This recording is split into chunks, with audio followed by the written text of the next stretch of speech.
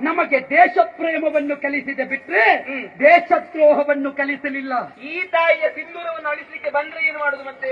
ಆ ತಾಯಿಯ ಸಿಂಧೂರವನ್ನು ವರೆಸುತ್ತೇನೆ ಅಂತ ಬಂದ್ರೆ ಈ ನೆಲದ ಒಬ್ಬಳು ಹೆಣ್ಣಿನ ಸಿಂಧೂರ ವರೆಸಿದ್ರೆ ವೈರಿಗಳ ಸಾವಿರ ಮಡದಿಯರ ಸಿಂಧೂರ ಅಳಿಸುವುದಕ್ಕೆ ಬದ್ಧರಾಗಿ ನಿಂತವರು ನಾವೆಲ್ಲ.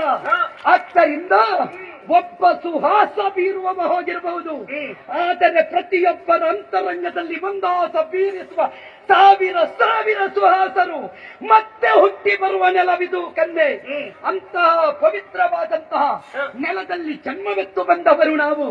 ಆ ನಿಟ್ಟಿನಿಂದ ಹೇಳ್ತಾ ಇದ್ದೇನೆ, ಮಂದಹಾಸ ಬೀರುವ ಆನಂದವನ್ನು ಒದಗಿಸುವ ಕನ್ಯಾಮಣಿಯಾದ ನೀ ಯಾರು? ಇಲ್ಲಿ ಏನು ನಿನಗೆ ಕಾಯಕ? ಅಪ್ಪ ಅಮ್ಮ ಊರು ಉದ್ದೇಶ ವಿಸ್ತರಿಸುವೆಯಾ? ಅಯ್ಯ